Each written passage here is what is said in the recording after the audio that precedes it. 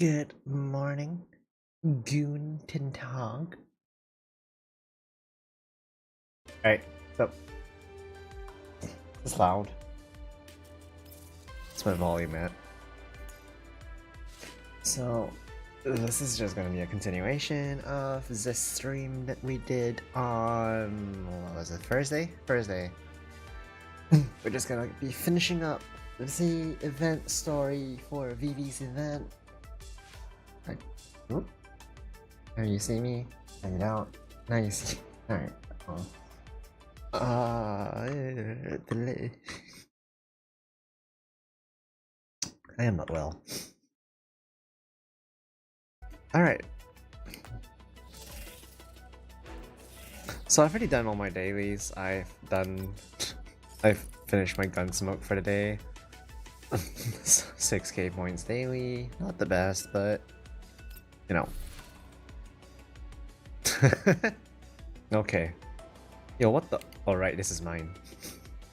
Yeah, everyone's using my I'm a clue guy. Okay. Damn.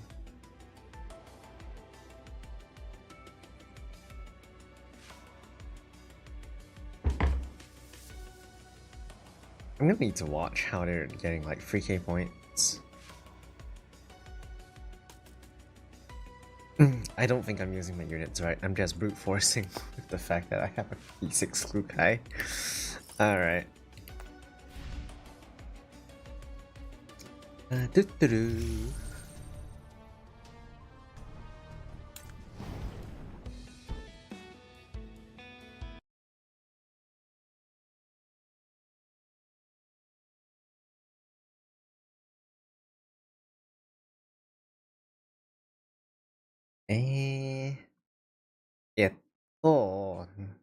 Nano sa.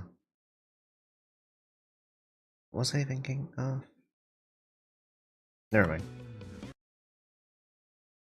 It'll come back to me eventually. Anyway, story. Let's go. A silent murder is being played out for real in the virtual world. Okay, Sword Art Online.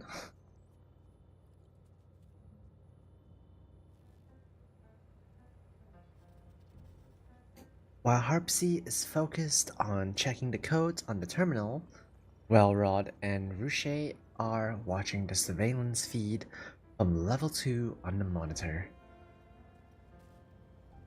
At the sight of her own portrait of the deceased, Wellrod crosses her arms and scoffs in distaste.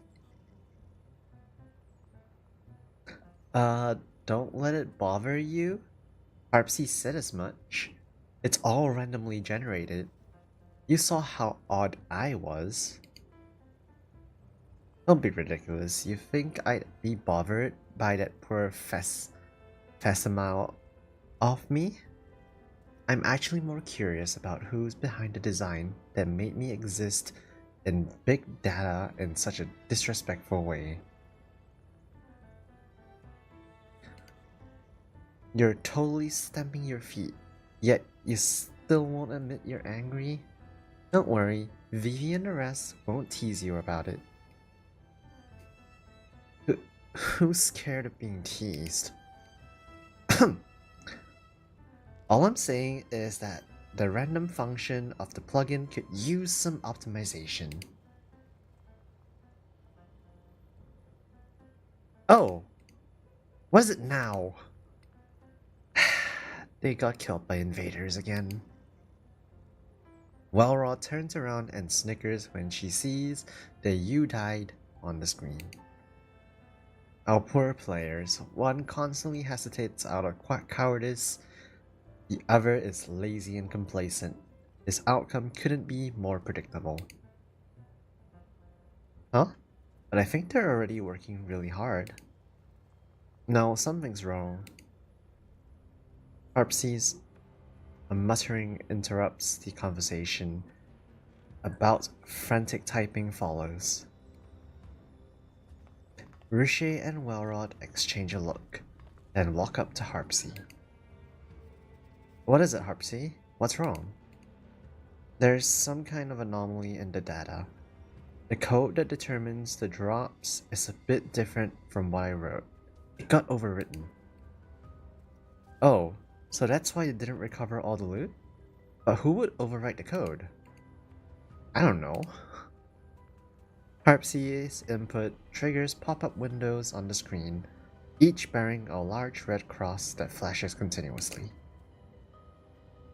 Even Rushi and Wellrod, who know little about programming, can tell that this means that Harpsy's attempt to overwrite the code has failed. I can't do it. The editing permissions are completely locked. I can't make any changes. Who on the outside could possibly bypass my access permissions? Dear? No. Could it be a virus? But I wasn't connected to any external network when developing and running the program. Don't let these distractions befuddle you, Harpsy. I think it's time for the two dolls, lost in their fantasy of playing guardians, to wake up from their dream. Alright, I'll contact them and tell them to disconnect from level 2 right away. Harpsy clicks the comms button on the terminal, but the error pop-up appears on the screen again. Comms are jammed. Jammed? Anything else that seems out of the ordinary? Let me see.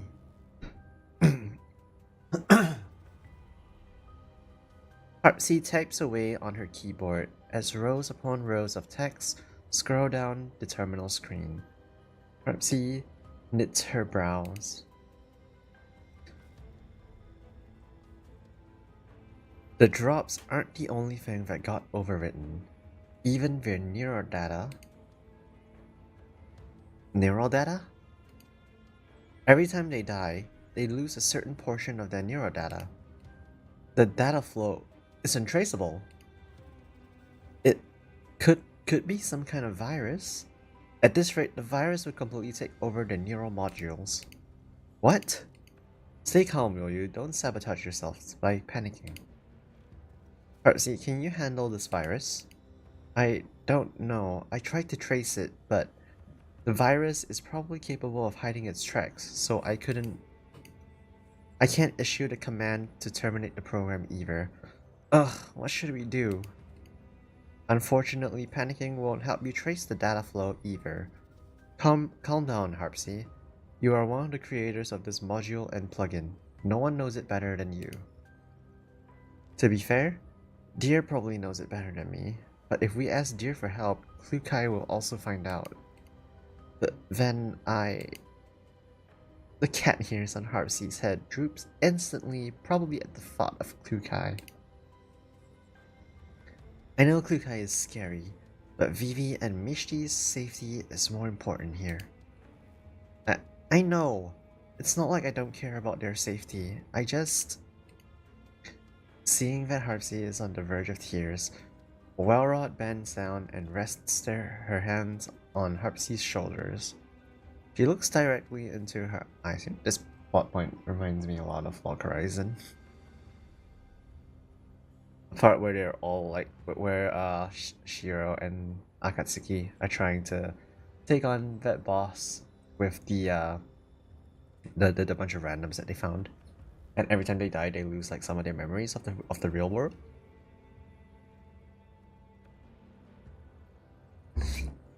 If you're certain you can't solve this issue on your own, then get in touch with Deer.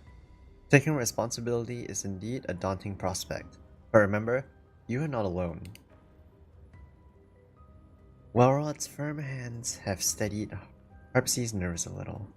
She tries to collect herself and nods frantically. Sorry, Harpsy, I was a bit beside myself, so I just blurted that out without thinking. No, I shouldn't keep hesitating. Alright, save the self-reflection for later. Now let's get moving. Wellrod claps her hands. Harpsy, contact Deer, Rushi. Send a message to the commander and Klukai to explain the situation. Fasting up ourselves should spare us from the worst of the storm. Okay. Got it.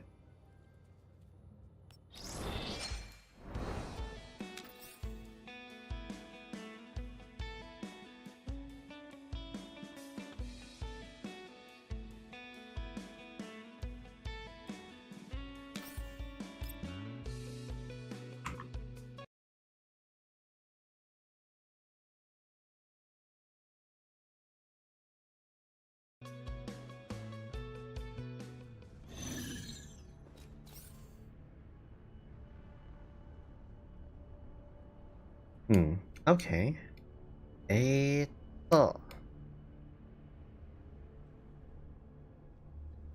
Okay, one bomb from Kukai will probably kill all of them.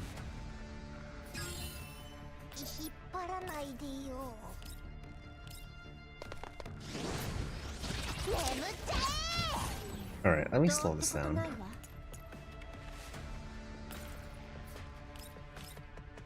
Does this get everyone?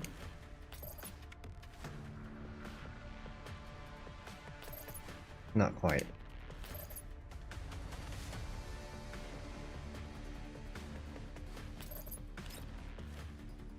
Okay, in that case...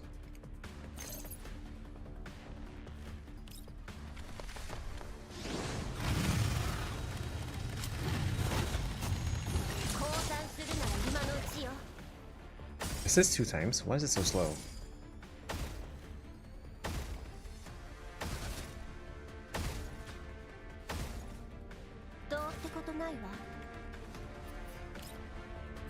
And it's over.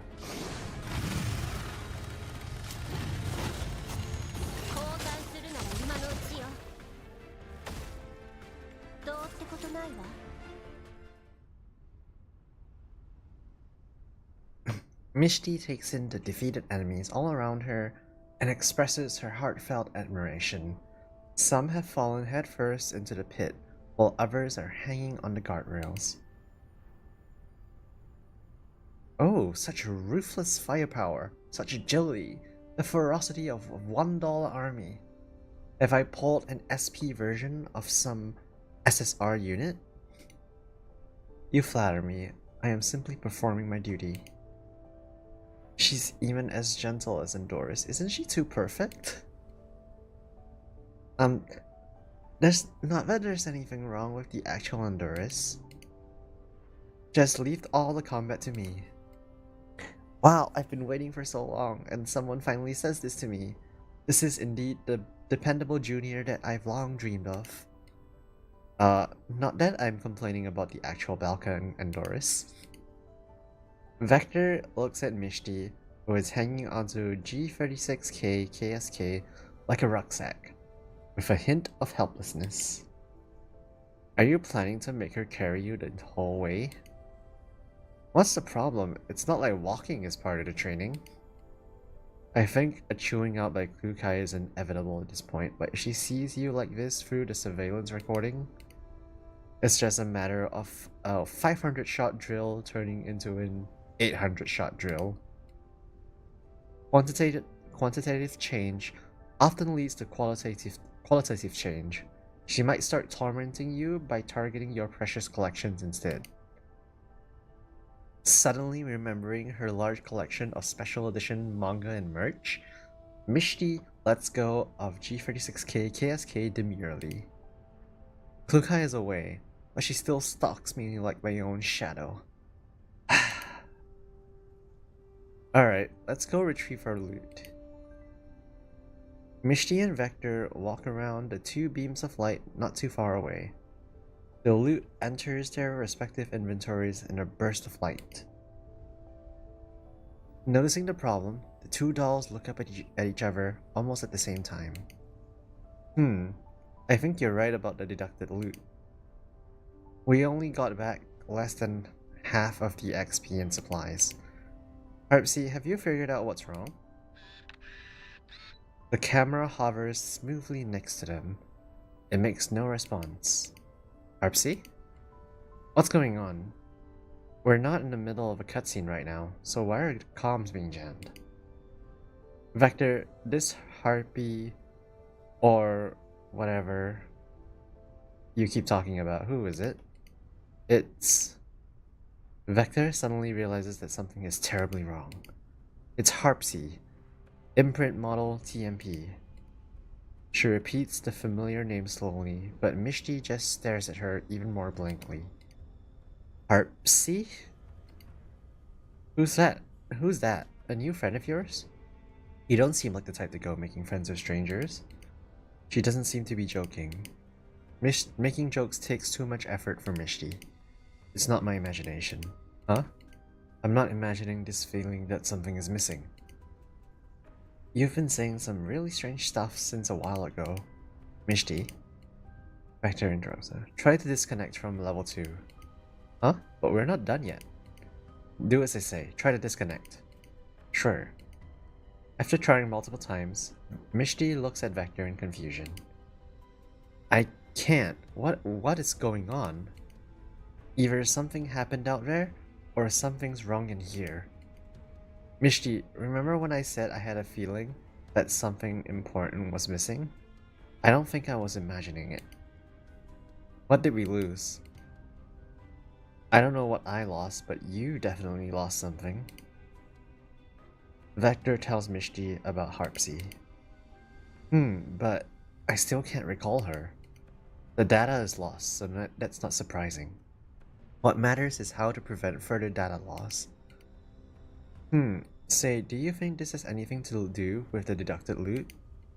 Like every time we die, we can recover fewer and fewer things, and as a result, we lose our own neural data? Or something like that? There's no evidence that the two phenomena are related, but it is very likely. Geez, what kind of horrific bug is this?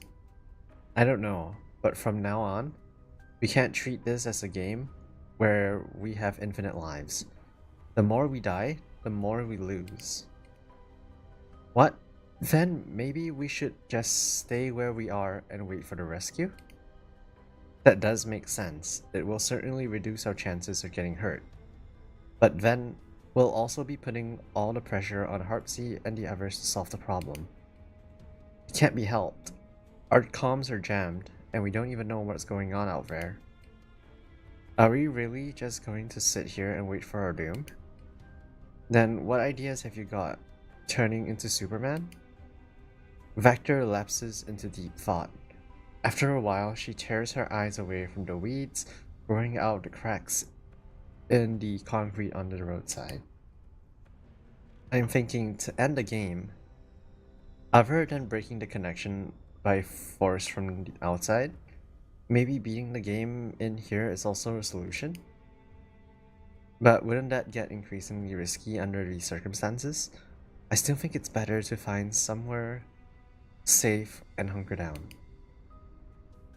We have G36K KSK with us. If this is or still your regular training, I have a problem with her presence as she is basically helping you cheat. However, she can relieve some of the combat pressure for us in these desperate times. Vector glances at G36K KSK who is standing behind Mishti. Perhaps because she is standing with her back towards the light, her face is obscured in shadow and her smile is barely visible. Like a dutiful NPC, she has remained silent throughout the two dolls' conversation. Besides, we still can't be certain if the data loss is caused by dying or something else. We still can't exit level 2. The sooner we can exit level 2, the better. One sec. Is my Discord open? No, it isn't.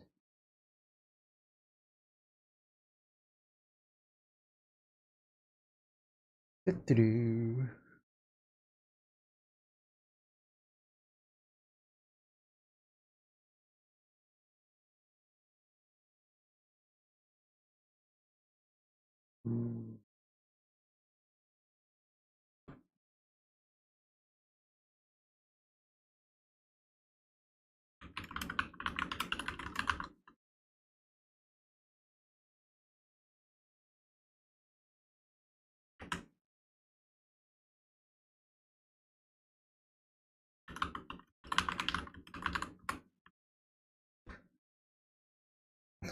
There are things even you don't want to forget, right?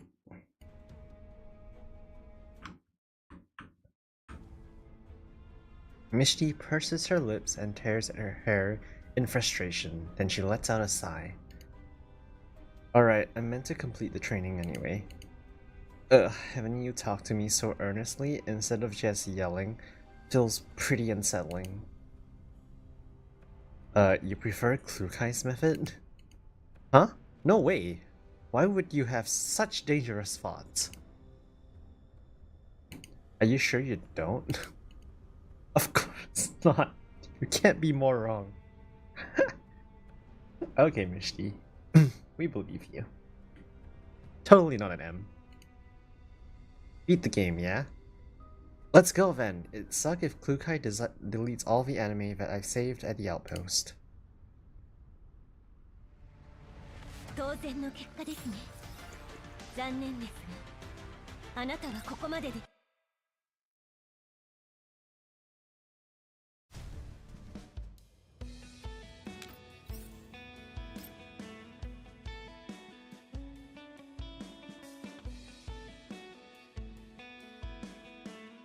Alright. Next up. The satellite city streets in their memory were at least somewhat orderly, but here, large chunks of broken crystal pipes are scattered everywhere.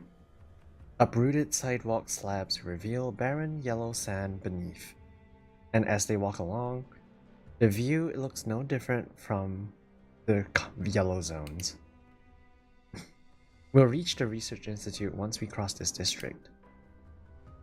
Wow, it looks as if Ultraman, legally distinct Ultraman, and some monster had a brawl here. We're quite close to ground zero of the arterial crystal pipe explosion, and the high concentration of collapse radiation attracted many invaders and elites, so this place practically got razed to the ground. In other words, there could be a lot of enemies lurking about. We can't afford to be careless. That's true. We can deal with anything unexpected better if we proceed in an inverted triangle formation. I can take the rear. No, you lead the way in front. Mishti and I will cover the rear and flanks. Understood. G36K KSK nods demurely and walks ahead with her weapon held ready. You seem wary of her? An NPC that can accurately analyze the current situation, choose between remaining silent and talking freely with the players, and can also make tactical suggestions. She's basically a fully sentient doll. Are the support characters in the games you play so advanced? They could be? I don't really remember. You mustn't let your guard down around her just because of her strong resemblance to Endoris. Besides, she is completely different from Endoris. Oh, tell me about it. Unlike Endoris, she is insanely strong in combat, though it would be so much easier to tell her apart if her personality is significantly different from the real deal, just like Ruche and that number 90. I've been meaning to ask, is this Ruche my teammate? Mishti's eyes, which she can barely keep open most of the time, widen in shock. Ruche, you don't remember? Not only is she your teammate, she's also your best friend. Best friend. Corkscrew twin tails, always twittering by your side, and what else? I don't really know the story between you two. Vector wrecks her neurocloud, but can't find any trace of the name. In her incomplete neurologs, someone runs over with her recruitment brief full of red crosses. The same person calls out to her through the thick glass while she is soaked in corrosive liquid. But the person's face is utterly blank. One sec. Oui. I needed to pee. A BRB.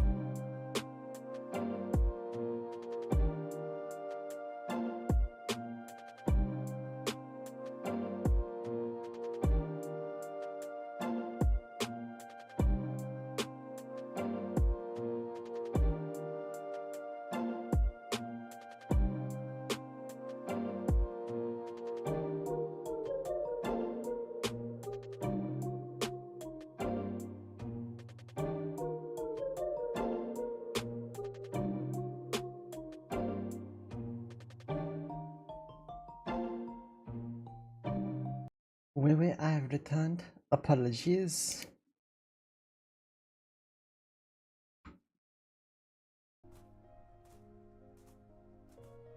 Vector freezes in bewilderment.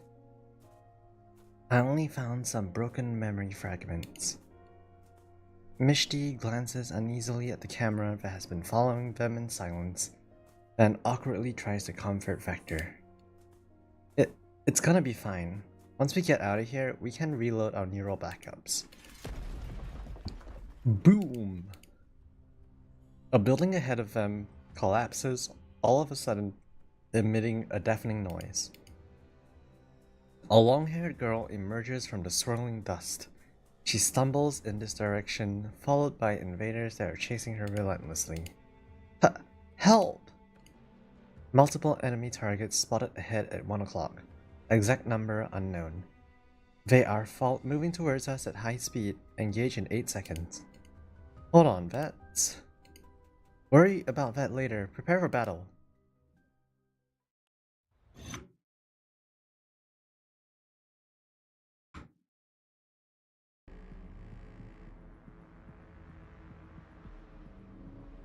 Let's see. What do we have here? Oh, this looks like a Klukai bomb.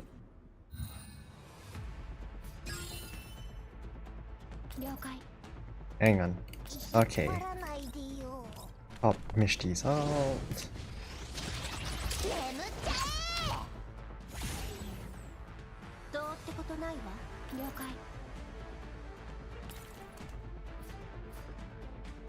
And pop this. Oh, she doesn't have confectants at all, does she, huh? Oh, okay. Alright, please take the spotlight, Vector. This is your event.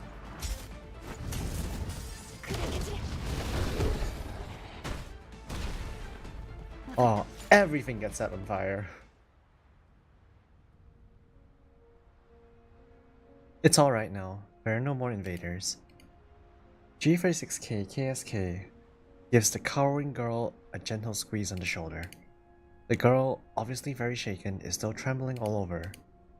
Above her head is a name tag that reads 416. Oh no. Oh no. When Klukai watches the recording of this, everyone's gonna die.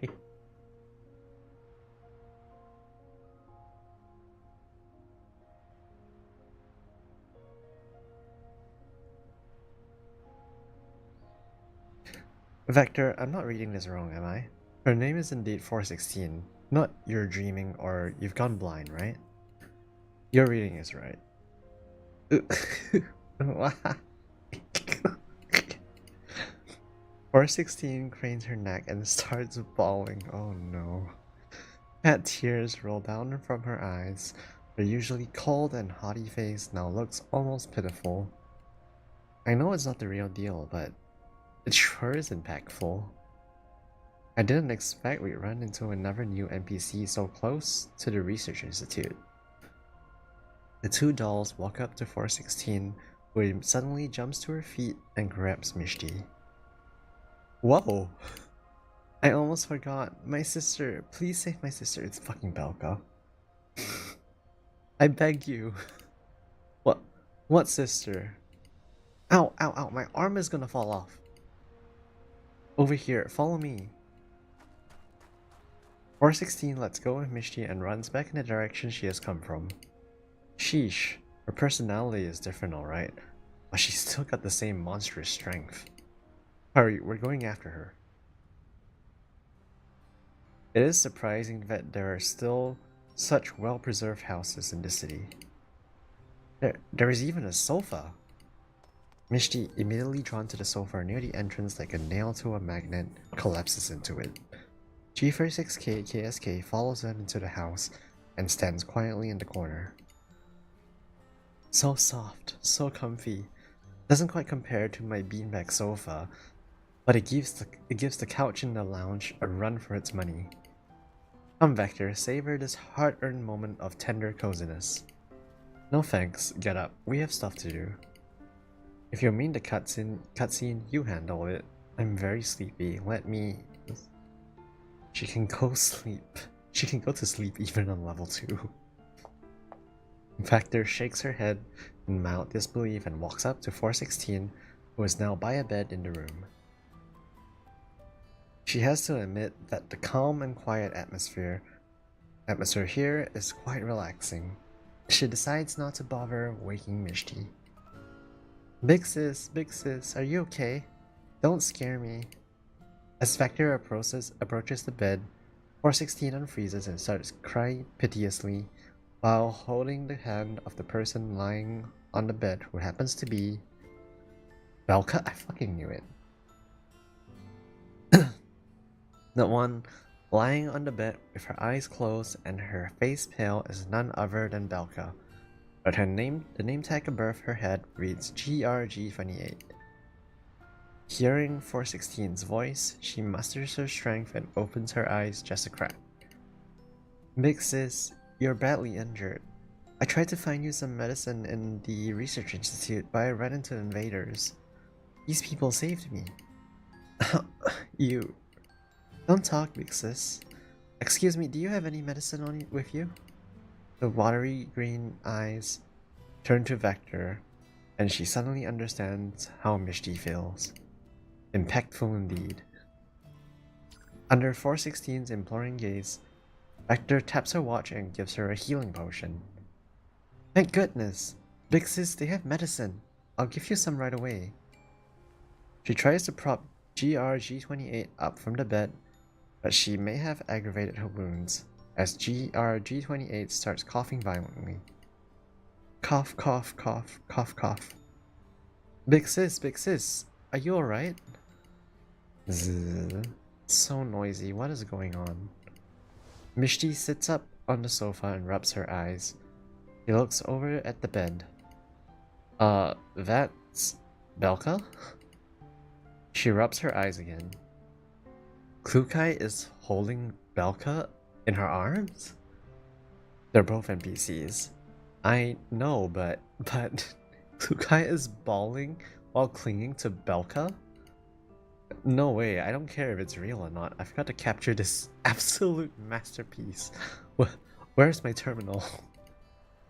Mishti pats herself down frantically, but then she remembers she's on level 2. So she taps her watch. Oh, there's a screen cap and a recording feature. 416 dresses GRG28's wounds lightly. GRG28 finally directs her attention to Vector.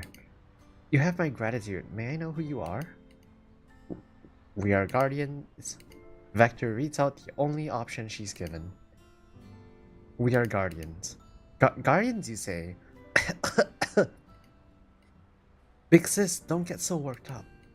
I'm fine, I'm okay. Allow me to introduce myself. 416 and I are both researchers at the National Research Institute's No. 3 laboratory. I was in charge of the project to convert collapsed crystals into crystal energy. You could say we're the ones responsible for the crystal pipe explosion. Big sis. I have always known that crystal energy is not completely clean. Moreover, the safety of the crystal pipes is also very unstable, but we yielded to the authorities. Not only did we not put a stop to the experiment on crystal energy, we even pushed it, little by little, to the point of no return. Vector recalls TMP, whom they have met earlier, and draws the mental collection. Fortunately, we have a remedy. 416 used her own funds to develop a substance that can completely purify collapsed particles, the purification solution. The purification solution? That must be the secret weapon that number 90 talked about. Yeah, it makes sense. We have stockpiled a certain amount of purification solution in the Institute's laboratory. We just need to put the solution into the diffuser in the Institute's launch center and we can purify the city. Problem is, the launch center was destroyed, and the automatic security system within the Institute was deactivated, so we can't get through. However, the Ruina Crystallis airbase is in the northeast corner of the city. There's a helicopter there with a diffusion device installed on its tail, If you load it with the solution and fly around the city, you can also complete the purification. Zone map. Ruina Crystallis airbase obtained. This is it. Mishti, this is how we clear the game. Bang! A gunshot erupts from behind. Like a slow motion scene in a movie, Vector watches as a bullet burrows out of her chest, passing through GR28's forehead and leaves a black crater in the wall. The shot NPC seems utterly unfazed. She continues to rattle off the pre-written script with great emotion despite the bullet hole on her head and the continuous gunfire. But Vector can no longer hear what she's saying. She turns around with great difficulty only to see a smiling G36K KSK with her gun raised, and Mishti, who has flattened herself on the sofa in terror. Mishti, run. Vector. Orbs of faint light appear where Vector has fallen. Mishti knows they are Vector's dropped items. What is the outside world like? Show me more. G36K KSK stretches out her hand, and the lights fly into her palm like birds returning to their nest. The figure immersed in light begins to transform little by little. Endoris's illuminated face is as calm and serene as ever, but the color of her hair by her ears starts fading. Her body also droops like melted wax, and then it looks almost as if a pair of invisible hands are gently lifting her up and resculpting her. After the light has faded, she appears before Mishti like a patchwork portrait, with all the colors and characteristics of the different 404 members. Not enough. Not enough at all. G36K, no. Who exactly are you? I don't like this name. It sounds like a tool. I want my own name. A new name to mark a new life. Isn't that right? Who the hell are you? That's right. Your name is Mishti. Mishti. It means dream. An eerie smile creeps across that uncanny patchwork face.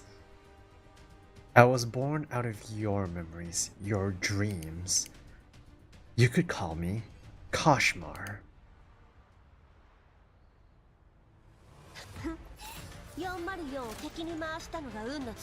The plot thickens. Oh, it's a story chapter. Hang on. Aw, they don't give me tickets. Oh well. Remotely controlling the terminal in the training room, Deer checks the code of the module and plug in row by row. Upsy also nervously keeps her eyes glued to the terminal screen, not daring to relax at all. Meanwhile, Rishi and Wellrot are keeping a close eye on the situation on level 2 at the surveillance monitor. But what should we do? Vivi doesn't remember me anymore. The data loss is only temporary. Once she's out of here and re-downloads her neural backup, she will be the same old Vector.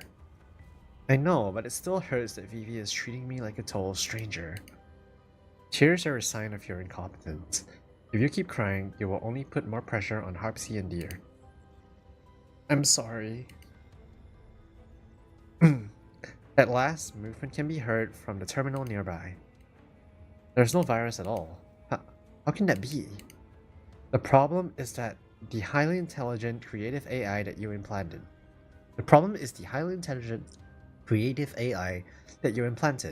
Its deep learning ability allows it to continuously read Doll's neural data and continuously improve its own framework autonomously.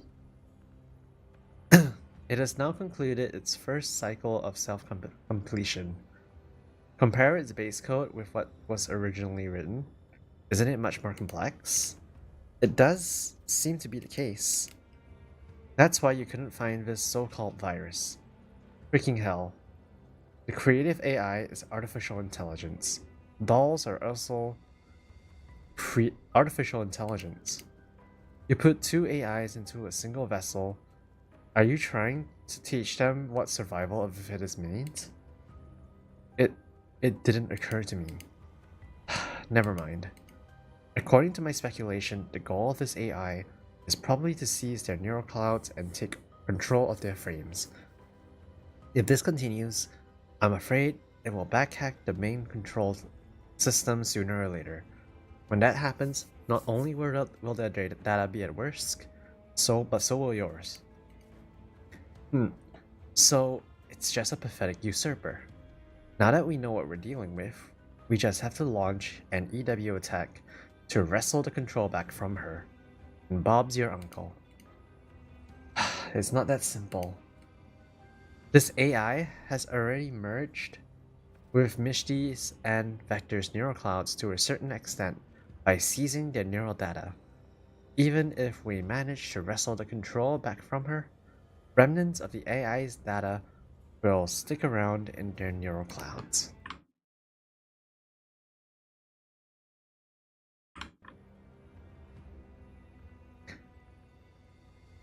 If we don't do a thorough job of getting rid of the AI, they'll basically be walking time bombs. Is there no other way? Deer ponders in silence for a long while on screen. There is a way, but it's incredibly risky. I can't make the decision alone.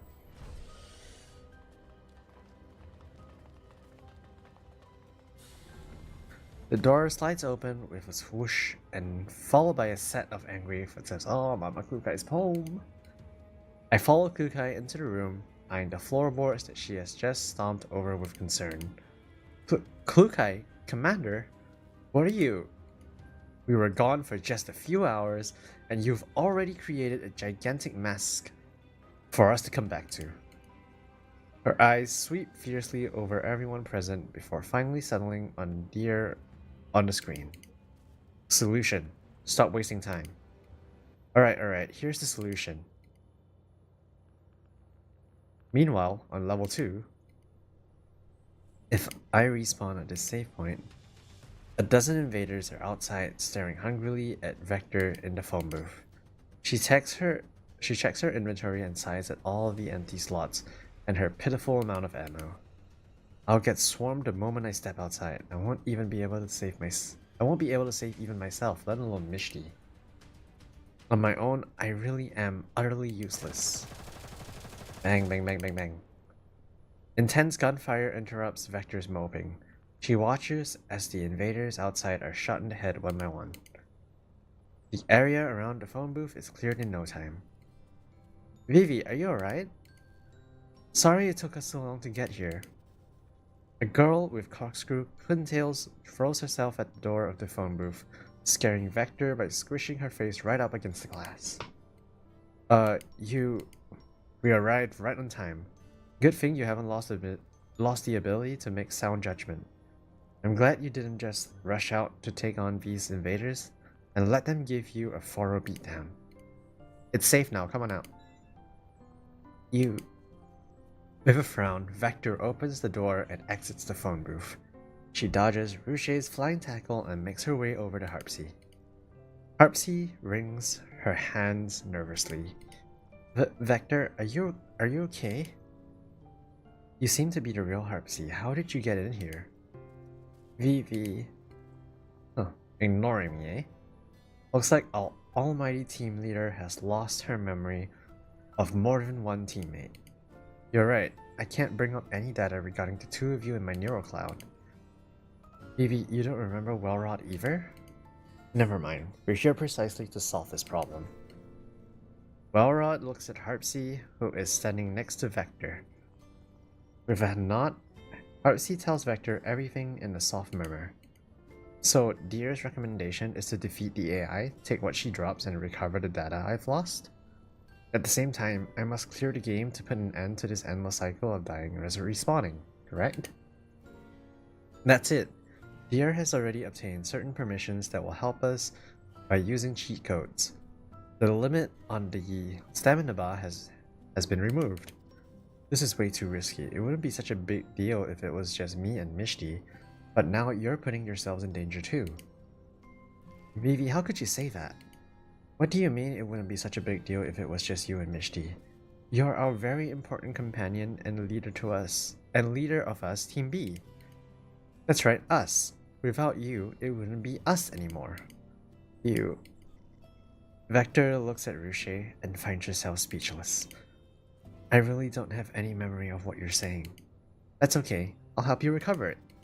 I can't recall anything at the moment, but I have a feeling. You must be someone whom I know very well. Ruche freezes for a moment, but then she beams. Yep. Alright, enough catching up. And don't be so pessimistic. Now that the high and mighty team leader is here, we may actually stand a chance. High and mighty team leader?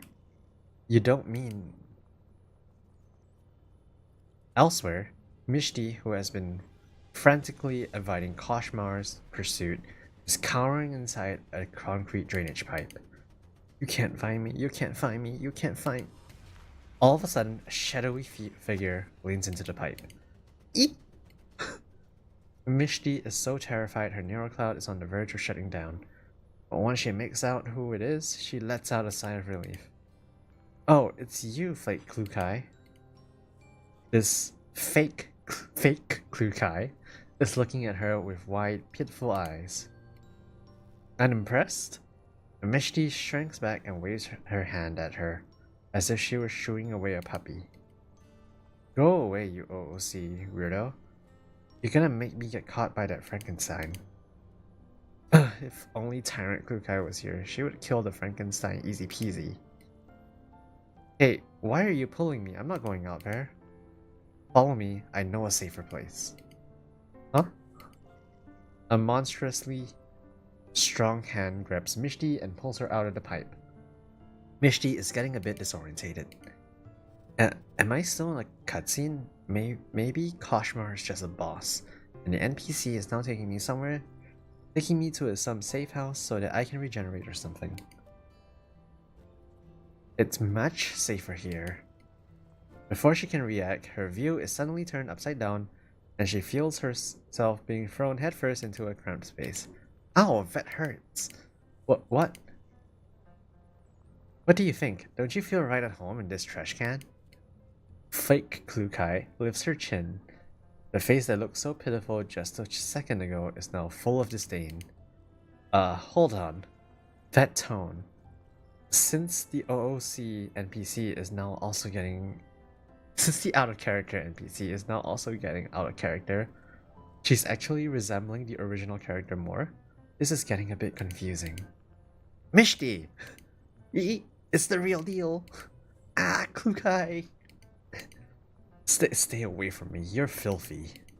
With a look of disgust, Klukai shoves a hand into Mishti's face to stop her incoming embrace. Level 2 is all simulated anyway. The filth isn't real. You're sullying my visual audio. Such familiar and comforting mockery, whatever you say. Now that I think about it, why are you here? What about the commission? The client cancelled the mission on short notice, so I came back. What else was I supposed to do? Visit the yellow zone with the commander and enjoy the collapse storm? I just didn't expect to receive such a huge surprise while on my way back. Klukai sneers coldly. Mishti gulps despite having no saliva. Let me explain. I just wanted to explore a new way of training. I will give you plenty of time to explain, but not now. Her tone implies that this is far from over. We take care of that distasteful Frankenstein first. I won't let that chimera of an AI make your already dumb neural cloud even dumber, and give you an excuse for your future dumb shenanigans. I love the dynamic so much. Klukai and Mishti's dynamic is my absolute favorite dynamic in the entirety of Girls Frontline.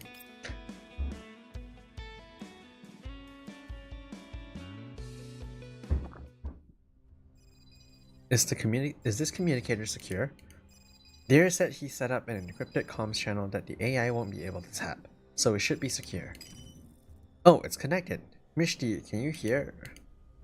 If you had called any later, I would have counted you out. See you at the save point. Click, click, click, click. Put someone with a fully functional language module on the line. Harpsy promptly shoves the communicator into Vector's hand. Klukai, it's me, Vector. Let's cut straight to the chase. Have they briefed you on the situation? Yes, I'm all caught up. Eliminate the AI, recover our neural data, clear the game, and end the cycle. It's crucial that you follow the exact order. If you clear the game first, you won't be getting back any of the stolen data. I suggest you obtain the purification solution first, so that you can clear the game right after killing the AI. Thus minimizing the time between those two steps and reducing the risk of having the plan derailed. Understood. Boom. Before she can finish, the sound of a building exploding and collapsing can be heard from the other end of the line. Klukai, Koshmar is coming. Why are you screaming your head off? Is your gun a prop? Koshmar? That Frankenstein gave herself a name that means nightmare. What a joke. I'm gonna turn this into her nightmare. Oh, I love Klukai so much. Fierce gunfire erupts from the communicator, interwoven with piercing, anguished screams. The voice sounds somewhat familiar. Ah! Don't just stand there, run! How are things on your end? The Frankenstein keeps coming after us. Need us to come back you up? Did you not understand what I said? Vector, take your team B and get your hands on the purification solution. Mishti and I can keep Koshmar busy. Klukai, invaders ahead. Shut up and shoot. Vector? Understood. I'll be sure to complete the mission. A three-dimensional image of the Research Institute building is displayed on the screen of Vector's watch.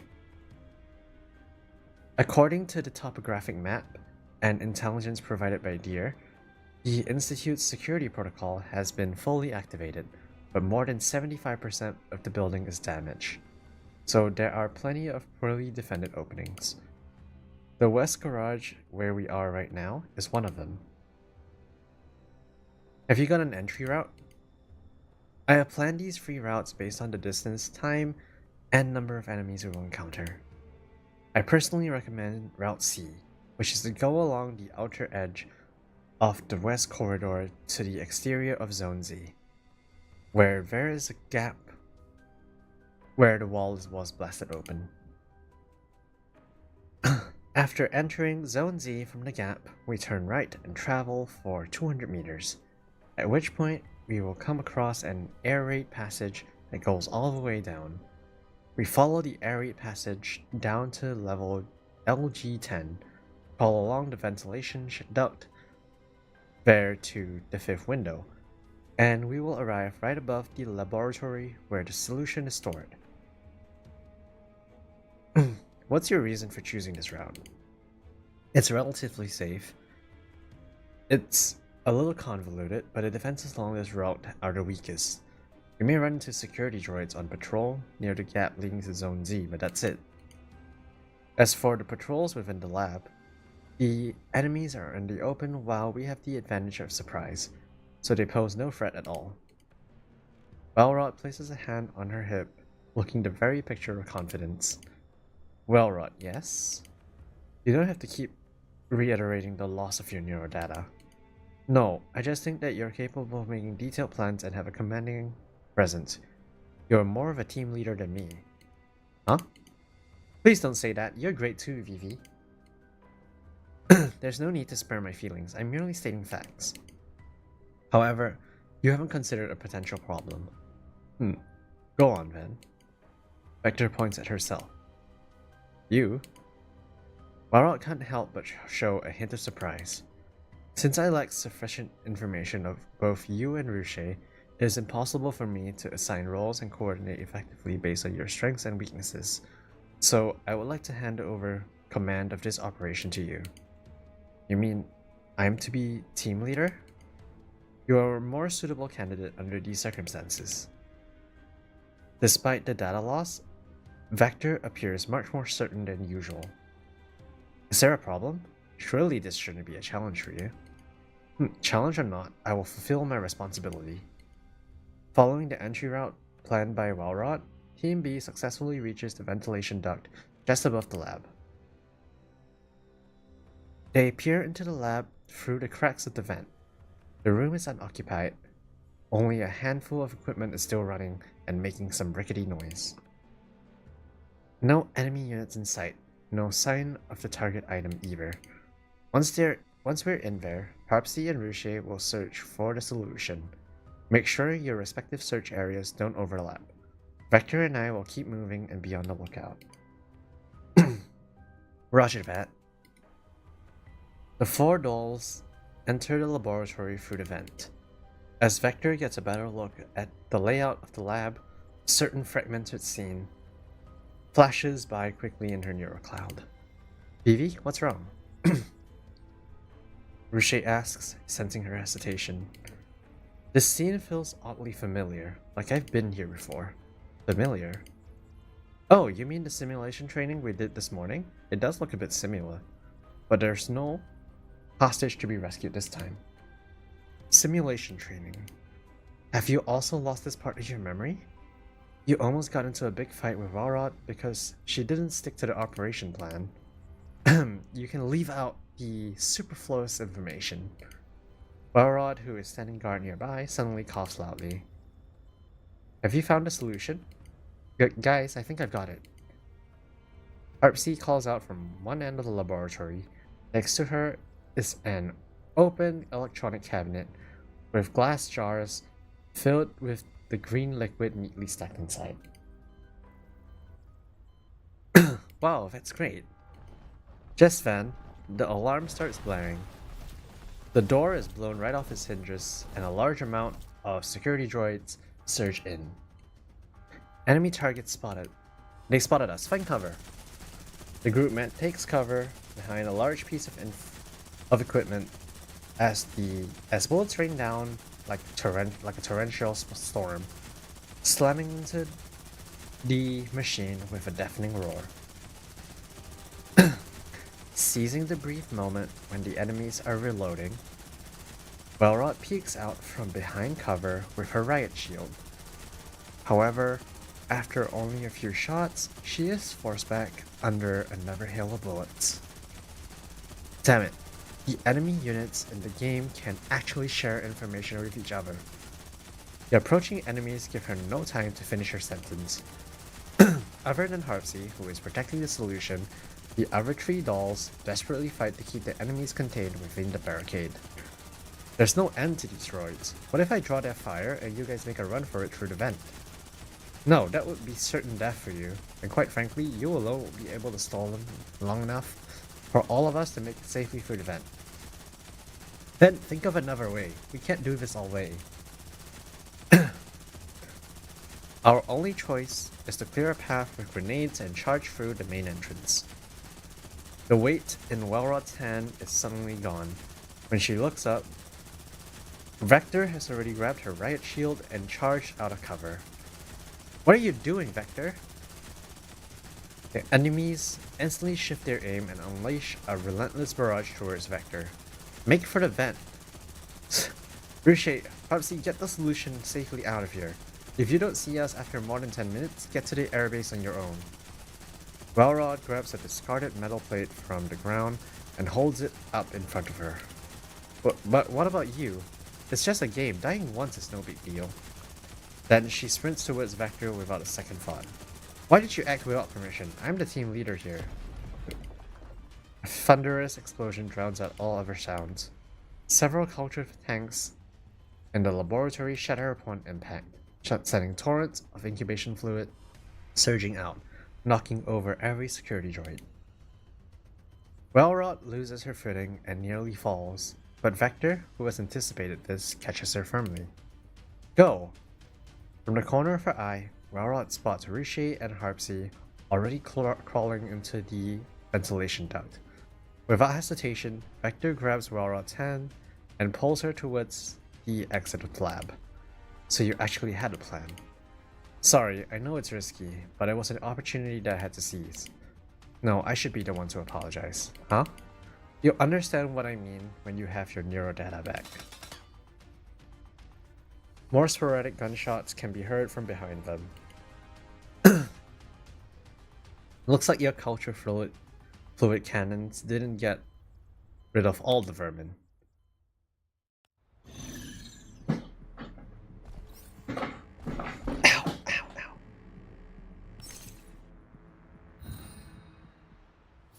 Okay. Let's see. Misty salt.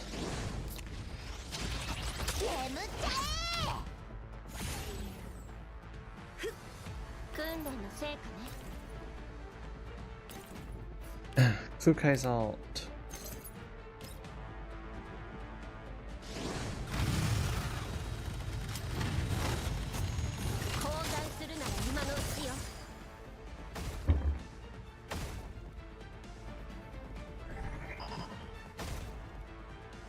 Okay, that straight up just killed everyone. Well then.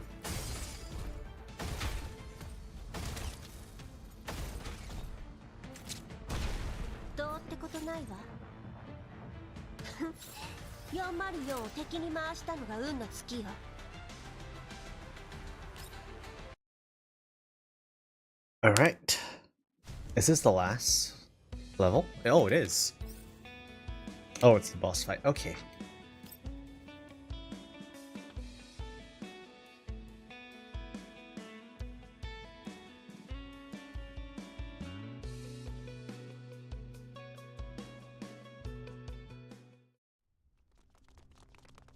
Having successfully acquired the purification solution and withdrawn from the Research Institute, Team B is now moving toward the northeastern corner of Ruina Crystallis under the cover of night as quickly as they can.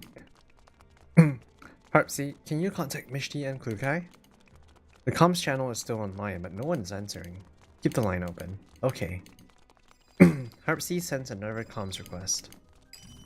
Unlike before, when her requests were met with nothing but a long and tedious dial tone, the call is answered almost instantly. This is Harpsy. We've secured the purification solution and are headed towards the Ruina Crystallis airbase. Hello, hi Femboy Artifact, welcome to the stream. Welcome, welcome. Hello, thank you for dropping by. Hope you enjoy your time here. My brain is working at like 0.5 speed. Purification solution. Since the signal is unstable, the speaker's face isn't shown on screen. But the voice belongs to neither Klukai nor Mishti. I see. Huh? Wait for me. I'll be right there. Ah. The call is terminated. Harpsy looks over at Vector in alarm.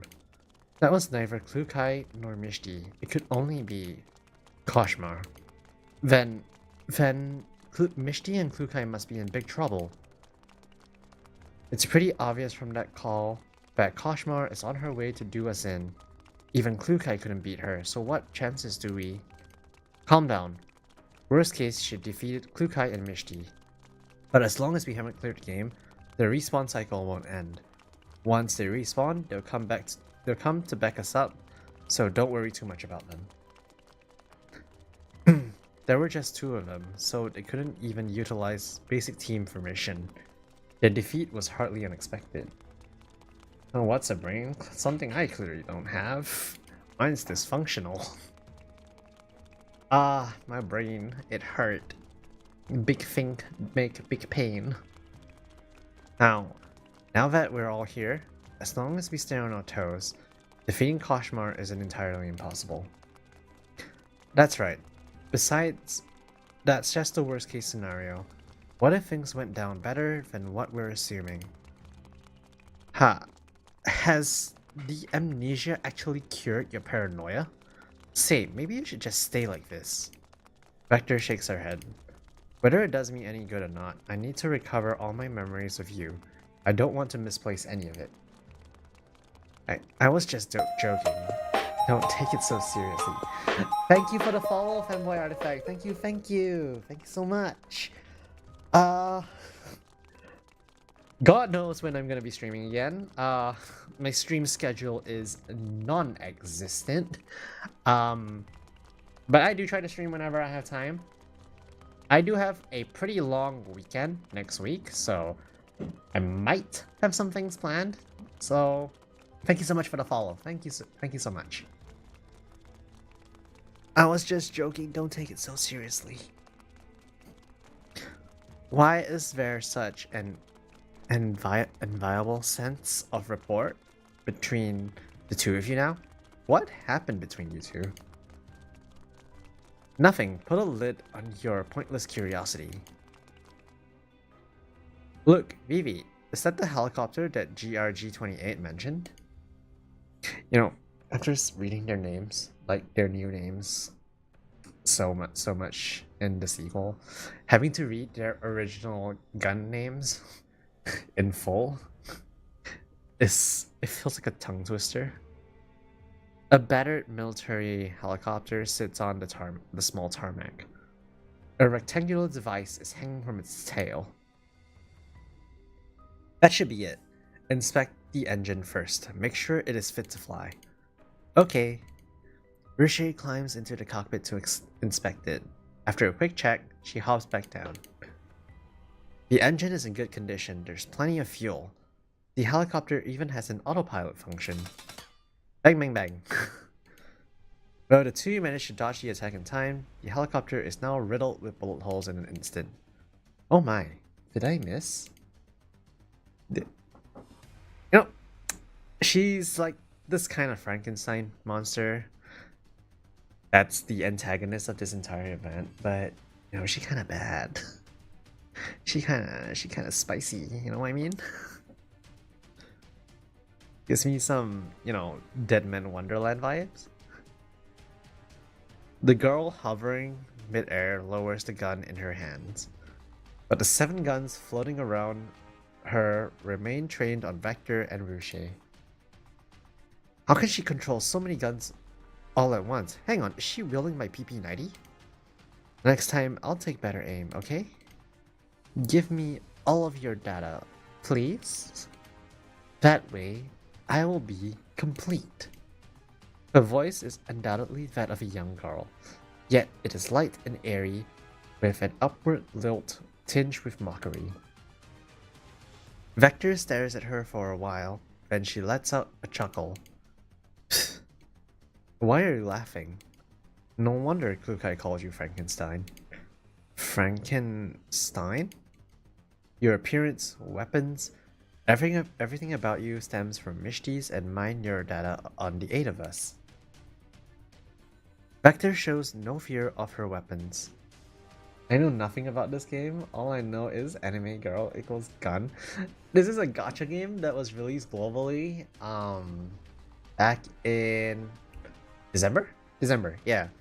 Girls Frontline 2 EXILIUM. It's a sequel to the really good Girls Frontline 1 that was released way back in 2018.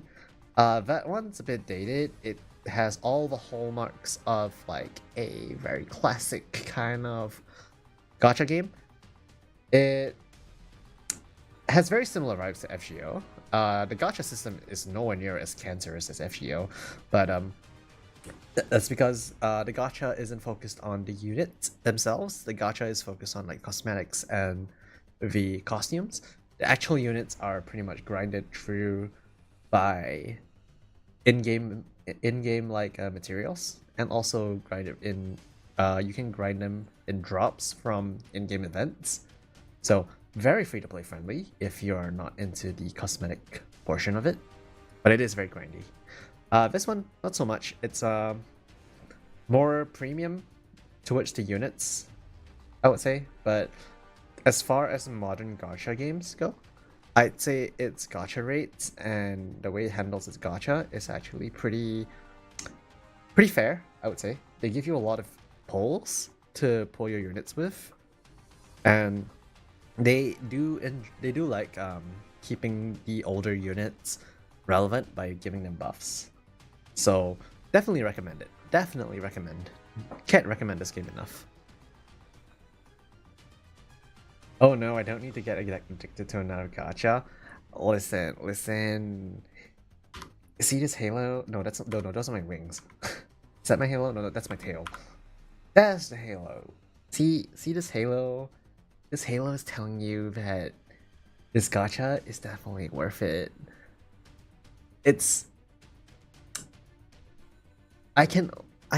Since I have this halo on, anything I'm telling you now can only be taken as pure innocent suggestions. This gacha is better than the other gachas that you're addicted to. You should totally be addicted to this one instead. Vector shows no fear of her weapons.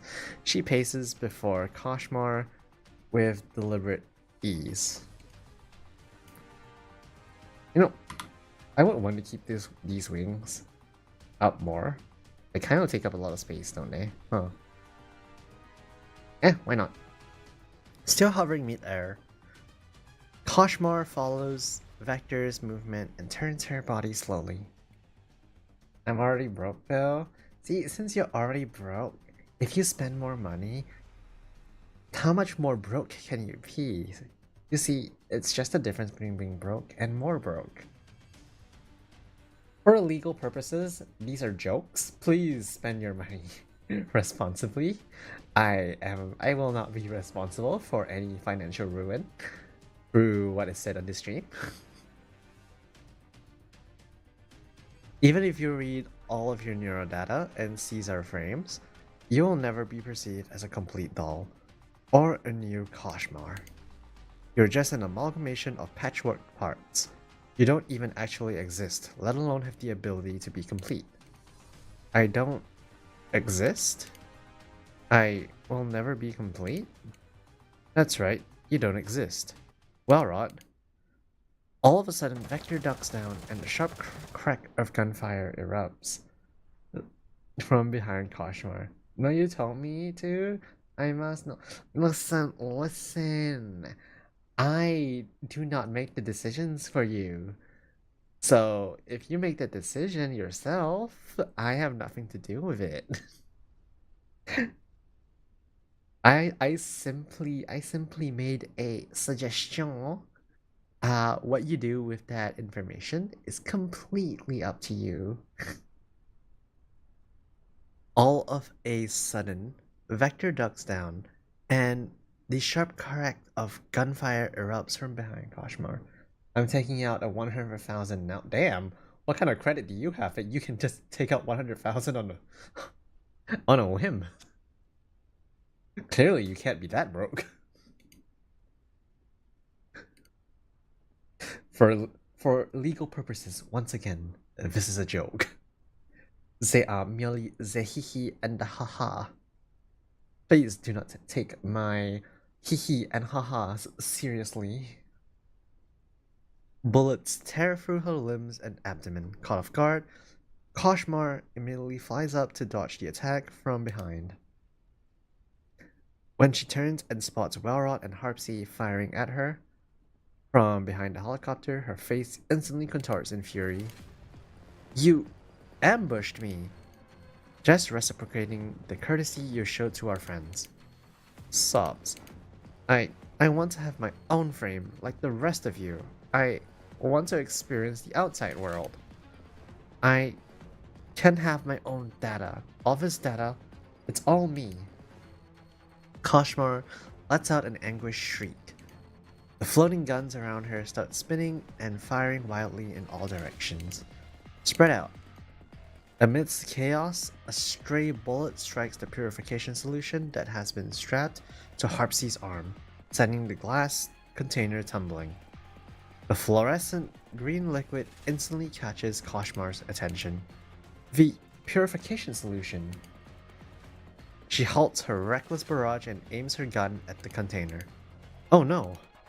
Vector lunges to shield the container, but Koshmar has already pulled the trigger, and the bullet shoots straight toward Vector's head. I got $100 in credit card debt. Listen, Listen, okay, I don't know how it works wherever you are, but in order to even be able to apply for a credit card where I am, you clearly have to have some level of income and wealth. I can't apply for a credit card. I don't have enough. I don't have enough income to qualify. At least I think I don't. Vivi, look out! Bang!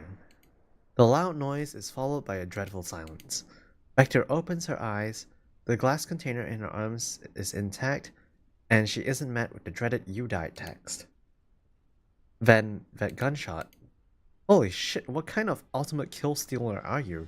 You even managed to hit an airborne bullet. I love Mishti so much. Starting from tomorrow, you're adding 200 shots to your dynamic target practice. I was complimenting you. Ow! Hearing the familiar voices coming from behind, Vector turns and sees Klukai landing gracefully after vaulting over the railing and alongside a stumbling Mishti. Please tell me you know the song. Wait, that's a song? Clearly I am not cultured enough. I died. No, I do not know the song. I am sorry. I apologize. Please don't unfollow me. I'm so sorry. I'm just a little angel. I'm just a little haha. I'm sorry. I don't know the song. Please don't cancel me. Please don't unfollow me. I beg. I am on my knees. I am crying.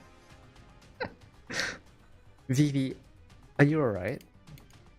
Yeah, I'm fine. Vector grieves. Blah blah blah.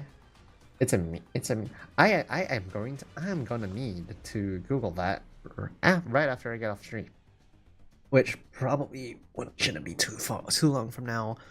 This is the last chapter of the event, so after the boss fight, there's probably not much left. So Vector grips the container tightly, and her fingers still trembling. If you're okay, then get up right now. The fight isn't over yet. Okay, time to one-shot the boss with my incredibly OP units.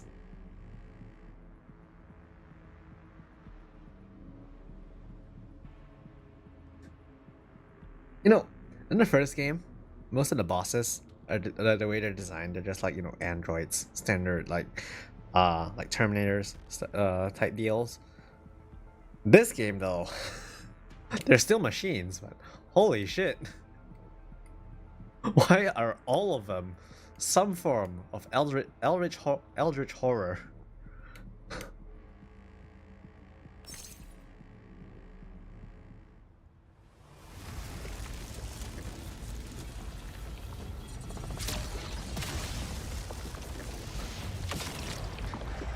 She kinda hot though. She kinda hot though. I'm writing a very mean worded tweet right now. No, please, I beg of you. Please, no. Please do not. Please do not set the Twitter hordes on me. I'll do anything. I swear. Please, no. Don't do me like this. Hear me out? Yeah. I mean, she kinda bad though. I mean, if you've watched Deadman Wonderland, you'll know exactly what I'm talking about.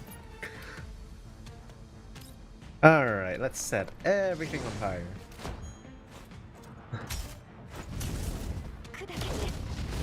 Kaboom! Alright, that counts as an AoE.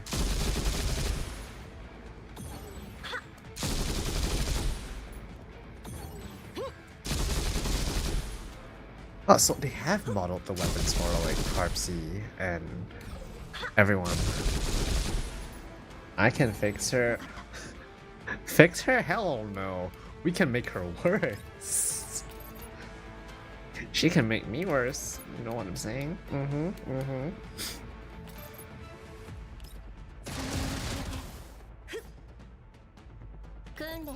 And now everything dies. Because Klukai is straight broken.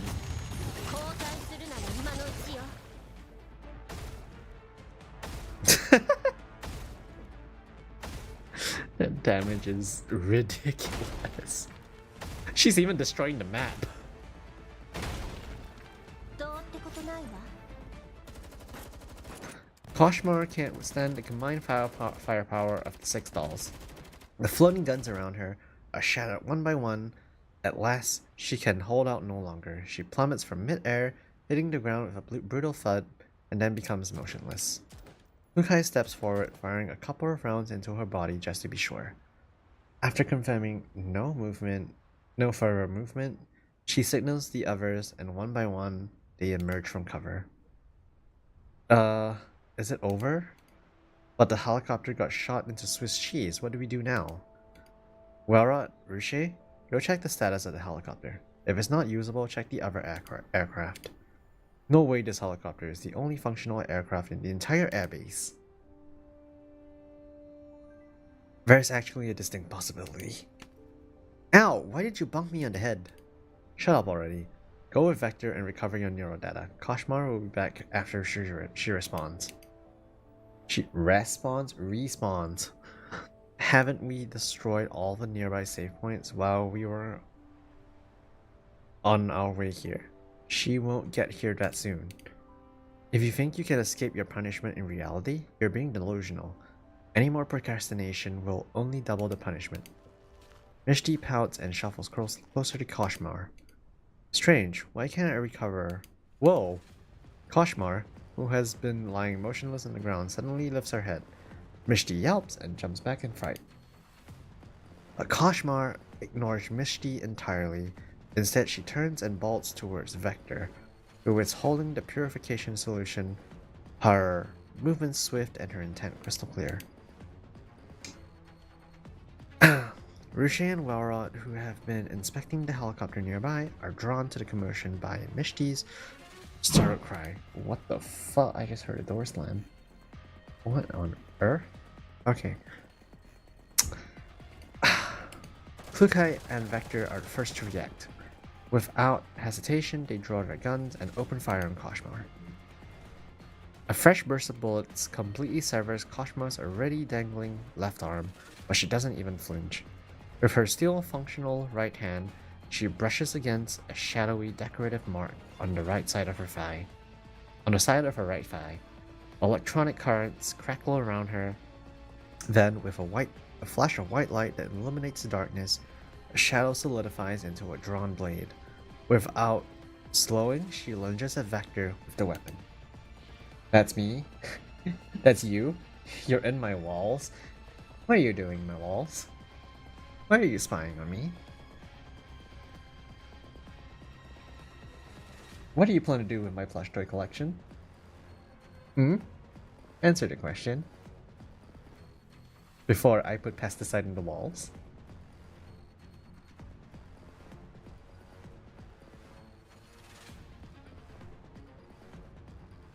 Not fair, it's not fair. If I'm stuck here, you're not leaving either. Crap. There's no time to dodge. The raised blade gleams coldly under the moonlight. Bang! A small figure suddenly barrels into Koshmar from the side, knocking her away from Vector. Vector immediately ceases firing, but not before a stray bullet strikes the body of Koshmar's assailant. You! Koshmar instantly clamps down on the doll who has crashed into her, and in her struggle, her blade veers slightly down before plunging downward with full force. It's cozy here? I would assume not. You know how hot it is here? It would be even hotter if it wasn't being trapped by the walls. I can only imagine how hot it is in there. Oof. Mishti! Damn it, this was supposed to be a game, so why does it hurt like a bitch? Mishti collapses like a marionette with its strings cut, her form dissolving into scattered fragments of light. Gosh darn it, the nearest save point is so far away. Guess I'm not coming back. Vector, I'll be waiting for you in the future. The light completely fades away. Don't just stand there, attack, shoot her to bits. At Klukai's sharp command, another hail of bullets rain down on Koshmar.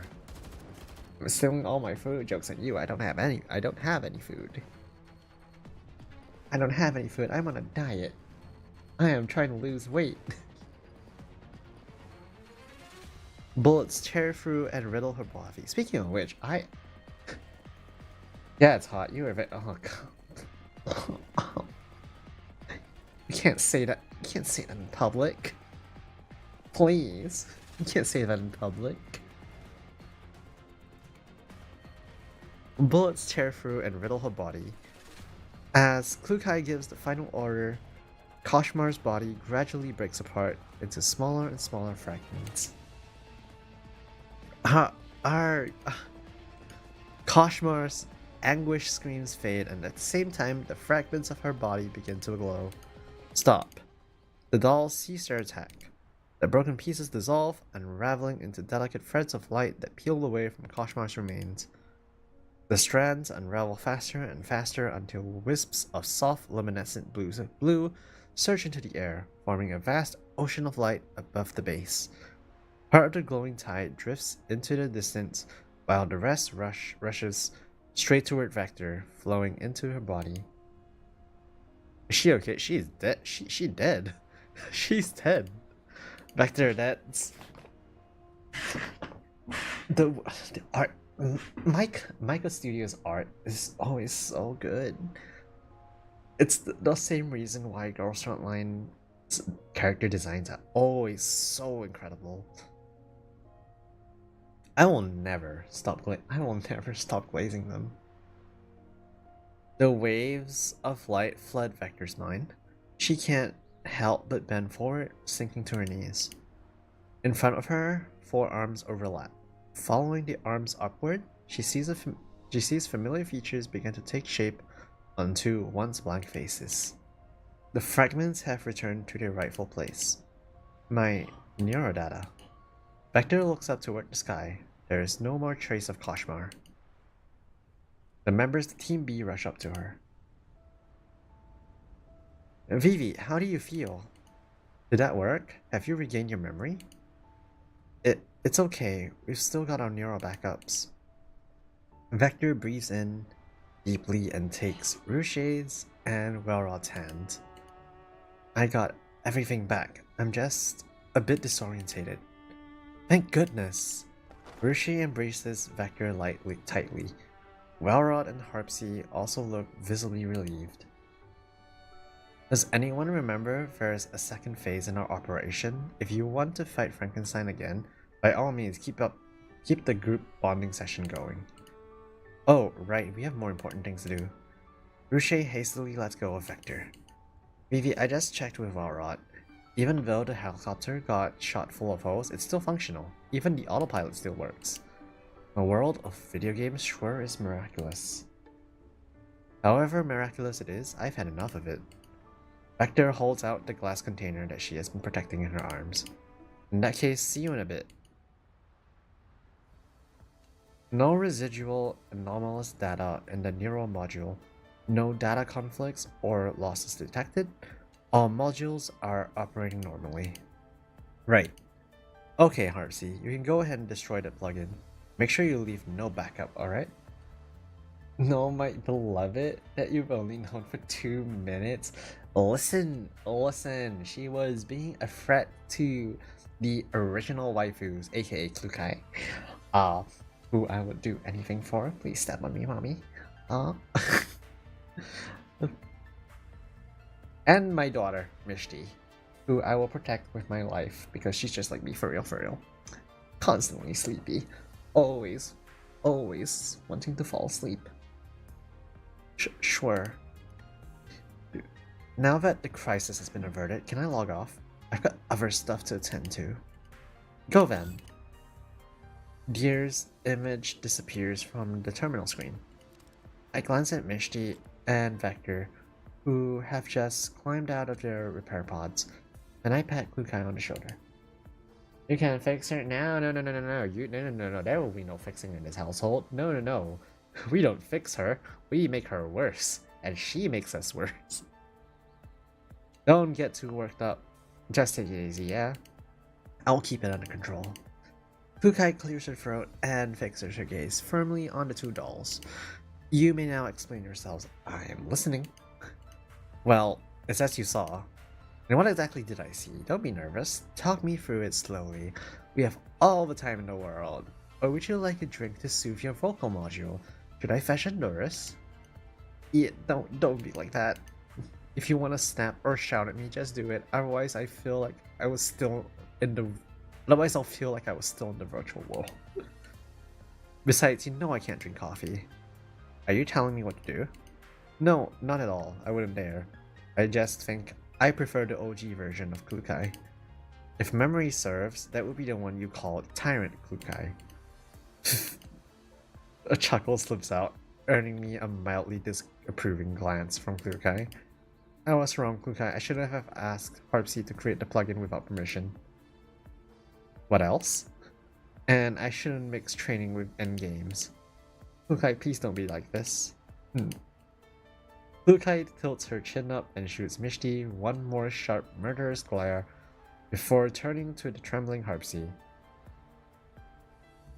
Just as she's about to speak, Vector interrupts her. If I had run a entire ship, this wouldn't have happened. As the leader of Team B, I bear full responsibility for this incident. I'll submit complete review and self-reflection before dawn. Are you planning to take the blame for Harpsy? No, but at the end of the day, this all happened because I failed to discipline my team members properly. This is Team B's management issue. Let me handle it. Klukai gazes at Vector, then glances at the members of Team B hanging their heads behind her. Remember to include your proposed solution to the problem in your review. Understood. Mishti, you're coming to the shooting range with me. The shooting range? At this hour? It's so late. I know it's my punishment, but can't we leave it till tomorrow?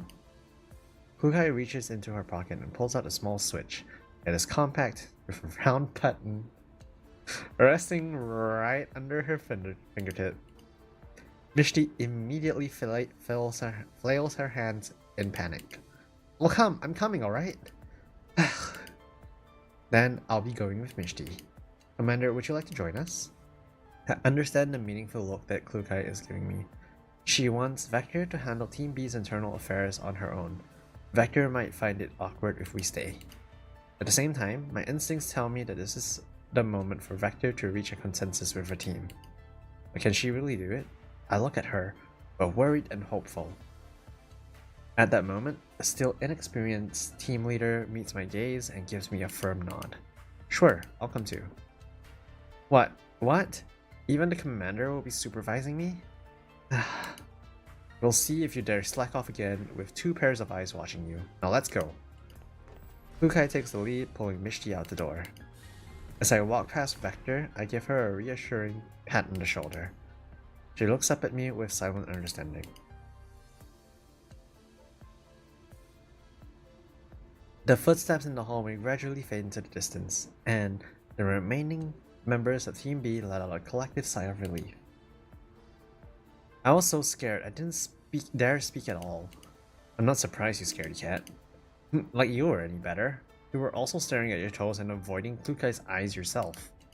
I was resting my eyes. I seriously wonder how the members of Team A hang out with Klukai on a daily basis. Thank goodness our VV is so much more approachable. Thank you, Vector, for stepping in when Klukai was about to dress me down. I wouldn't know what to say at all. If guns are anime girls, then I'm glad to be an American. I mean, you know. That was the meme about like Girls Frontline when it first came out. Like the dolls themselves were like personifications of the guns. Technically, that isn't the case. In terms of the actual lore, it's just that the guns they're named after are the weapons that they are specifically programmed and trained to use. But the whole meme of them actually being the guns just took off, and it's been ongoing ever since. No, I wasn't trying to defend you. Huh? Even though I sensed that something wasn't right, I didn't insist on putting a stop to it. And your disregard for the rules and protocols is all because I did not set a good example. I must take full responsibility for everything that happened. We didn't disregard. Seeing that Wellrot still intends to argue the point, Vector cuts her off firmly. Disregard is exactly what it is. Vector's gaze does not waver this time. She looks Welrod straight in the eye without any of her usual moroseness. Welrod, this is no small matter. Strictly following protocols and abiding by the rules are the foundation of a team's ability to function effectively. So I can't buy an anime girl IRL? Well, I mean, Dakimakuras are a thing. You know? And, I mean, you know, life-size dolls are a thing as well. But procedures and rules shouldn't be stagnant. Even if they need to be adjusted, the changes must be thoroughly tested. Otherwise, they'll end up like a chandelier crashing down in the middle of a battle, hindering the team or worse, hurting someone. You understand, Welrod? An awkward silence fills the training room again. Vector lets out a soft sigh. Then again, maybe using what happened on the battlefield as an analogy isn't very appropriate. In combat, you don't always have time to react or test a strategy. Sometimes spontaneous actions can turn the tide of battle more effectively than rigidly sticking to a plan. Now that I've been in your position, I realize that when the moment comes, I should rely on my own judgment as well. I shouldn't have been so quick to attribute your actions to a blind desire to score highly, nor should I have rushed to justify my own idea as the best solution. I'm sorry, Welrod, that was my mistake. The air grows still for a few seconds. As she looks into Vector's apologetic eyes, Welrod slowly speaks. This entire event has just been a training arc for Vector. Back at the lab, when you suddenly rushed forward and shattered the culture tanks, it really caught me off guard. Did you ever stop to think whether your riot ship could withstand the impact? Did you know what was in those tanks? What if we had been knocked over by the liquid too? These questions hit me all at once, and I just got really mad. And then I thought, maybe this is exactly how you felt when you saw me shoot down the chandelier. Then, when we were discussing the simulation training afterwards, I also didn't take your reasoning and standpoint into consideration. All I cared about was defending my own judgment. 2 questions. When do you go live normally? And what time is it for you so I can do the math? I usually stream on the weekends. I try to stream both if I can, but I guess usually I only stream on one. Sometimes if I have weekdays free, I'll stream on weekdays as well, but because that's more spontaneous, I don't really have a set schedule. But I do stream around this timing. It's about 10:47 a.m. where I am. I usually try to stream at about 9 a.m., 8 a.m. ish, 8 to 9 ish, somewhat. Usually in the morning, for me. Yeah, so if my work schedule ever allows, I would like to have a more set in stone schedule. But for now, I just stream whenever I have time. I'm also trying to focus a bit more on like YouTube content so that I don't have to worry about scheduling so much. I'm thinking of focusing on shorts and also like edit it down, say 10 to 20 minute videos of games that I play. Kind of like similar to what I guess Tio does. But yeah, that's where we are right now. Okay then. Yeah, thank you so much for, taking that into consideration. Really appreciate you being here. Thank you so much. As Welrod continues, her face gradually turns red, and her voice grows a little abashed. So, you don't have to take all the blame so eagerly. 10:47 p.m. or a.m.? A.m. Yeah, 10:47 a.m. I typically stream in mornings. Maybe in future I might do some night streams if I am not, completely dead at night. Possibly starting at about 8 p.m. ish, depending on what time I get home from work. But I haven't done any of those yet, so those just some food for thought. Yeah, just something I'm considering for the future. I'm not. Alright, let me summarize things. Following the plan is important, but adaptability is just as crucial. If that's all we write down as our conclusion, I doubt Klukai will accept it. Then what do we do? Maybe we approach it like this. From now on, during every after-action review, we add a situational thought exercise. Using the battlefield map from the mission, we analyze and discuss potential unexpected actions that each team member might take. But we don't always encounter the same scenarios. The goal of this exercise isn't to rehearse specific scenarios, but to develop a better understanding of each other's tendencies in combat. I couldn't imagine having to talk so early. See, I wake up at 5 a.m. every day for work. And I go to work all the way till about 5:15 p.m. and I'm only home at about like 7-ish before I go for dinner, and then I have to sleep again at like say 10, 11-ish to wake up for work the next day. So when I say I'm sleeping in, what I mean is I'm waking up at 7. It's such a huge contrast compared to what my sleeping schedule used to be. I used to stay up all night and go to sleep when the sun came up. Now that's the time I wake up when I sleep in. The corporate life has completely ruined me. I hate it so much. I can't wake up at any time later than 8 a.m. anymore. 8 a.m. is the absolute latest that I'll ever, like, sleep in until. We can't control the ever-changing battlefield, so we have to learn to adapt. I can't imagine that long.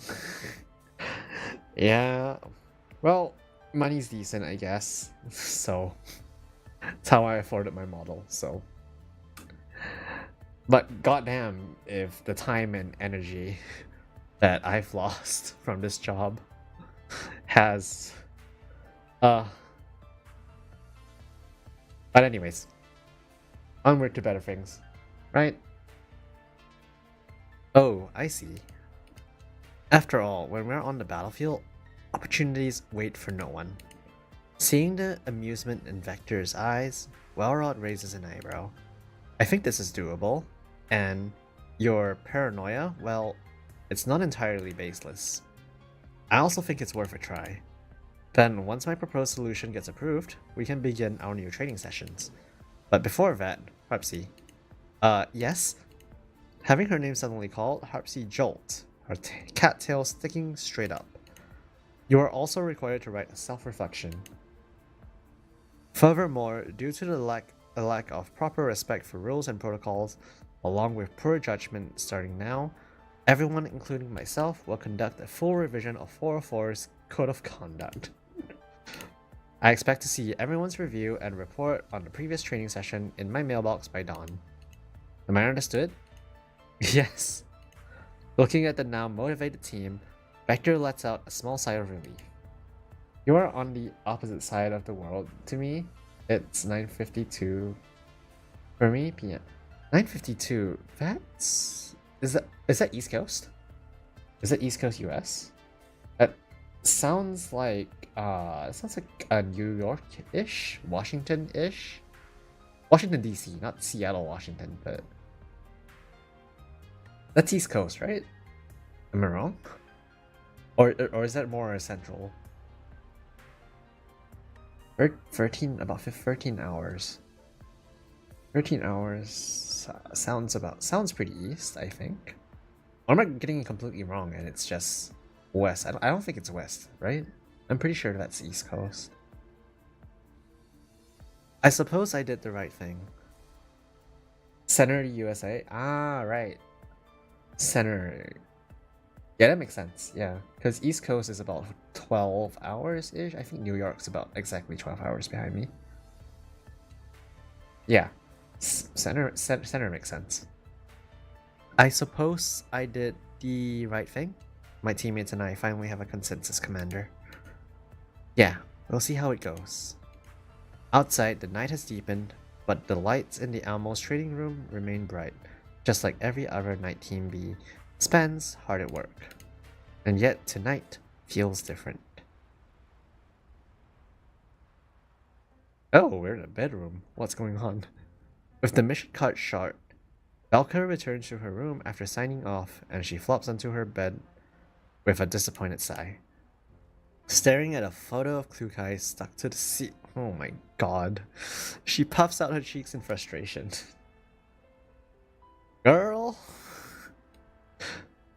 What's up with that client? I was supposed to have at least 72 hours of uninterrupted time with Big Sis Klukai. Now that we're back at base, she's run off to hang out with Mishti again. Belka throws a few half-hearted punches at her training sandbag, where a picture of Mishti is taped. Huh, Mishti. The biggest obstacle to my bond with Big Sis. Beep beep beep. There is a notification on her terminal. Huh? Who's sending me a message at this hour? Oh, this is... In the photos and video clip on her screen, two figures can be seen leaning closely against each other. Not just anyone, it's her and Klukai. Mishti fucking took a picture and sent it to Belka. Wow. I have no idea what this is, but Big Sis Klukai looks so cute making this face. Belka presses the replay button again and again, watching the clip over and over, completely absorbed. It takes her a while to even remember to check the sender's name. The sender is Mishti? What does she mean by this? She hesitates briefly in confusion, but the moment her eyes land on the video again, she can't help but giggle. You seem really cool and funny, so I'm definitely gonna watch you again. Thank you so much. I'm pretty new to content creation in general, even though I've been streaming for close to 4 years, very on and off. Like, we're talking annual streams on and off. But yeah, thank you so much. I'm really glad you think so. I try. It makes me happy when I make people laugh. You know, I am just a comedian like that. But thank you so much. I'm so glad you think so. And I'm really grateful that you're gonna watch me again. Ooh, you can't see it, but I'm putting my 2 index fingers together. Ooh. That was disgusting. Okay, anyway. Thank you so much. Thank you so much, Fanboy Artifact. She hesitates briefly in confusion, but the moment her eyes land on the video again, she can't help but giggle.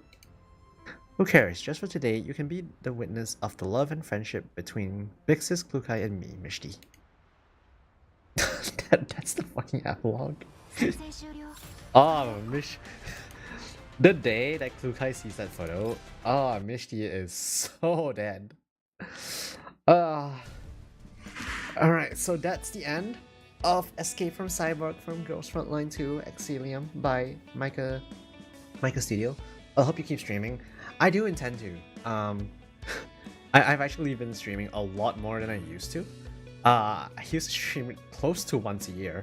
Now I think I've been able to fit in at least one stream on a near weekly basis for the past month or so. So I'm pretty proud of myself for that. I'm giving myself a little pat on the back. But yeah. Thank you so much. And I hope I keep streaming too. And I hope to see you in here again as well. Along with any new friends that we make along the way, you know? Potato! Potato, welcome back to the stream. Hi! What are you applauding for? Did I just make... Why? Did I just do like some inspirational speech or something? Is that what you perceive this as? But yeah. So we have finished the event here. Hang on, claim my pulls. Oh, that's one free pull. Oh, gotta love my crystals. Okay, so yeah, that's the end of the event. I'm not sure what I'm going to be streaming next. I do have Dino Crisis 2 planned sometime in the future. Possibly next week. But potato. Nah, you're gonna stream more so you can get applause. What's that quote? What's that quote from Halo? Don't make a girl promise that you know you can't keep. This is why I make zero promises. But I will try. I will try my best. And I'm definitely feeling a lot more motivated than I used to. So I already have a much better track record in the past 4 weeks and in the past 4 years. So, you know, a little pat on the back for me. Anyway, so, who else is streaming right now? Because, I'm going to go end the stream now, and we are going to, I'm gonna go grab some lunch, possibly head to the gym. Kinda gay. Listen. Wait, hang on. I will allow it. Why is it censored? What the heck? Anyway, who is streaming right now? Is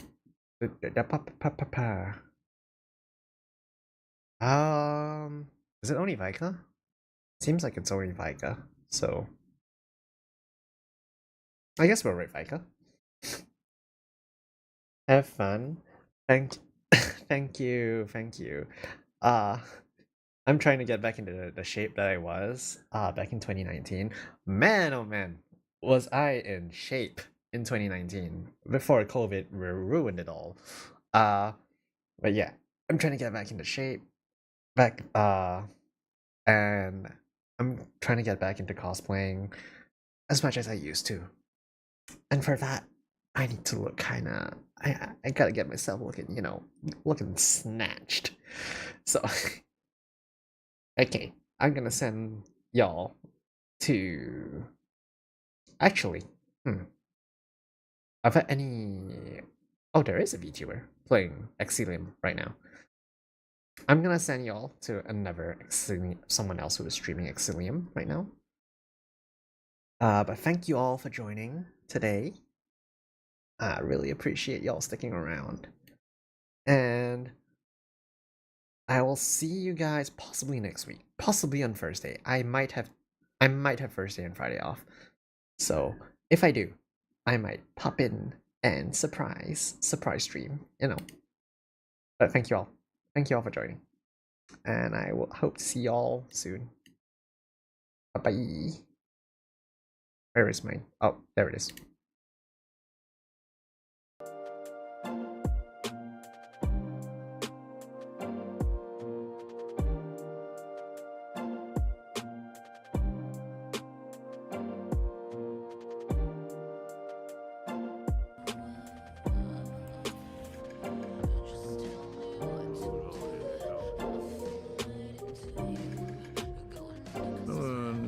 And Ryuko BT. Welcome, Raiders. My name's Magali, you just call me Mags. I do stuff in Blender, like making 3D models and crap, and I play video games. Welcome.